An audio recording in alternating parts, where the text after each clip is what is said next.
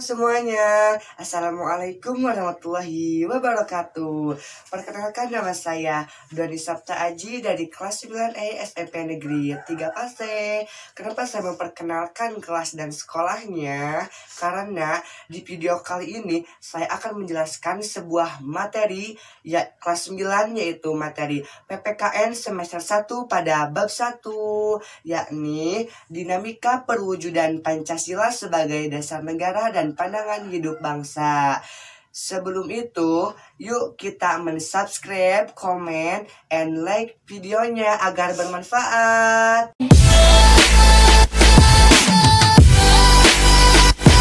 Langsung saja kita play.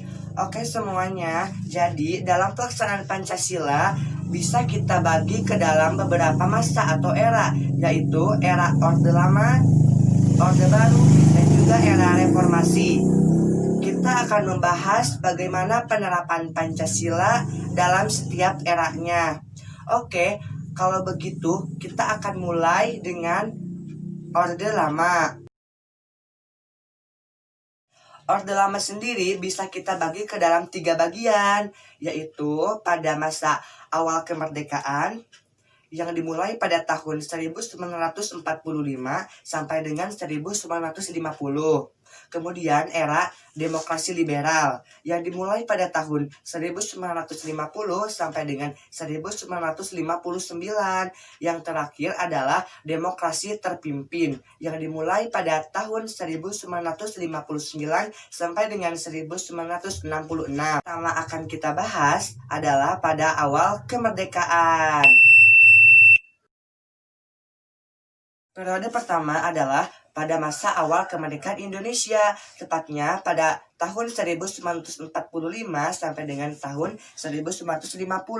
Pada masa awal ini Indonesia banyak sekali mendapatkan tekanan, salah satunya dari Belanda, dan bertujuan untuk merebut kembali kemerdekaan Indonesia. Sementara itu, di dalam negeri sendiri Indonesia pun mendapatkan pemberontakan yang mencoba mengganti dasar negara kita Pancasila dengan dasar negara lain. Pemberontakan tersebut diantaranya adalah terdapat upaya-upaya pemberontakan terhadap NKRI di sejumlah tempat, yaitu sebagai berikut. 1. Pemberontakan Partai Komunis Indonesia atau PKI pada tanggal 18 September 1948 di Madiumuso mendirikan negara Soviet Indonesia atau komunis. 2. Pemberontakan DI atau TII di Jawa Barat dan Jawa Tengah 17 Agustus 1949 didirikan oleh Kartosuwiryo mendirikan negara Islam Indonesia NII, Negara Syariat Islam. Periode yang kedua adalah demokrasi liberal yang dilaksanakan pada tahun 1950 sampai dengan tahun 1959. Pada masa ini Indonesia masih menggunakan Pancasila sebagai dasar negara. Namun sayangnya dalam prakteknya, terutama dalam sila keempat, tidak mengedepankan nilai-nilai musyawarah, namun lebih cenderung pada voting atau menentukan keputusan dengan suara terbanyak. Pada masa ini juga muncul berbagai pemberontakan dengan tujuan untuk memisahkan diri dari Negara Kesatuan Republik Indonesia. Pemberontakan tersebut diantaranya adalah pada tahun 1950 sampai 1959 muncul sejumlah pemberontakan yang bertujuan melepaskan diri dari NKRI, yaitu sebagai berikut. 1. Republik Maluku Selatan. 2. Pemberontakan PRRI. Dan 3. Pemberontakan Permesta. Dalam periode ini, dalam hal politik, Indonesia menjadi lebih baik. Hal ini terbukti dengan dilaksanakannya pemilihan umum pertama pada tahun 1955.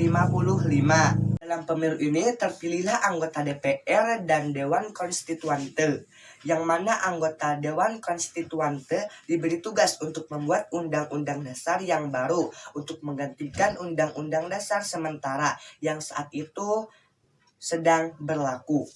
Namun ternyata anggota Dewan Konstituante gagal merumuskan undang-undang yang baru, sehingga akhirnya Presiden Soekarno mengeluarkan Dekret Presiden 5 Juli tahun 1959. Dekret tersebut berisikan Yang pertama, pembukaan dengan konstituante. Yang kedua, Undang-Undang Dasar sementara 1950 dinyatakan tidak berlaku. Yang ketiga, Undang-Undang Dasar tahun 1945 kembali berlaku. Dan terakhir, pembentukan MPRS dan juga DPAS. Periode berikutnya adalah periode yang ketiga, yaitu demokrasi terpimpin. Periode ini dimulai pada tahun 1955 sampai dengan 1966. Pada periode ini, demokrasi dianggap tidak ada dalam kekuasaan rakyat. Namun, pada pribadi seorang presiden, sehingga presiden menjadi seorang yang otoriter. Dalam periode ini terjadi banyak perangga.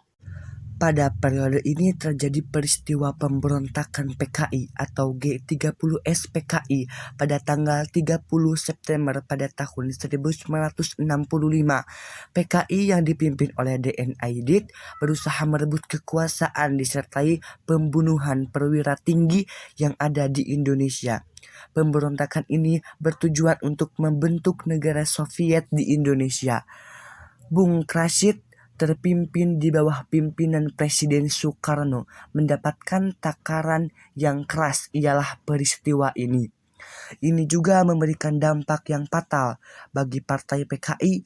Hal tersebut terlihat dari singkirnya partai tersebut dalam dinamika politik di Indonesia. Begitu juga dengan Presiden Soekarno yang kekuasaannya mulai terkikis sampai akhirnya dia dilengserkan. Era yang baru yaitu Orde Baru yang dipimpin oleh Presiden Soeharto pada tahun 1966 sampai dengan tahun 1998. Era baru dimulai ketika Jenderal Soeharto dipilih sebagai Presiden Indonesia dengan konsep demokrasi Pancasila, dengan visi melaksanakan Pancasila Undang-Undang Dasar 1945 dengan murni dan konsekuen. Dan visi tersebut Orde Baru memberikan harapan bagi rakyat Indonesia untuk memunculkan berbagai perubahan yang lebih baik. Harapan tersebut tidak sepenuhnya terwujud karena dalam pelaksanaannya Orde Lama dan Orde Baru sama-sama otoriter sehingga menimbulkan banyak masalah. Misalnya munculnya KKN di berbagai lini, munculnya ketidakadilan, tidak adanya pemerataan pembangunan, pelanggaran HAM di mana-mana, serta kebebasan pers yang terbatas. Pada akhirnya, Orde Baru pun berakhir. Hal ini ditandai dengan mengundurkan diri Presiden Soeharto sebagai Presiden Indonesia. Hal tersebut dikarenakan adanya krisis tahun 1998 sehingga mahasiswa dan rakyat Indonesia menuntut Presiden Soeharto untuk turun. Turunnya Presiden Soeharto menandakan munculnya era yang baru, yaitu era reformasi. Pada era reformasi, Pancasila tetap mendapatkan pertengkaran. Pada masa ini, Pancasila juga mendapatkan banyak tantangan. Tantangan tersebut adalah kondisi masyarakat yang diwarnai kehidupan yang serba bebas, munculnya benih-benih perpecahan, dan perkembangan dunia. Berdasarkan dinamika perwujudan Pancasila yang telah kita bahas, terbukti bahwa Pancasila memberikan kekuasaan untuk tetap bertahan di tengah berbagai cobaan. Karena Pancasila merupakan ideologi terbuka, artinya sifatnya, cita-citanya, tujuannya itu berasal dari diri kita sendiri, bangsa Indonesia. Bukan diambil dari bangsa luar, hingga pada akhirnya Pancasila akan tetap bertahan. Oh iya, berdasarkan hal tersebut, Pancasila itu memiliki nilai-nilai dan juga amensi. Oke semuanya, itulah dinamika perwujudan Pancasila sebagai dasar negara dan pandangan hidup bangsa yang dapat saya sampaikan. Semoga bermanfaat dan mendapatkan ilmu yang bertambah. Saya Doni Sabta Aji, sampai jumpa. Assalamualaikum warahmatullahi wabarakatuh.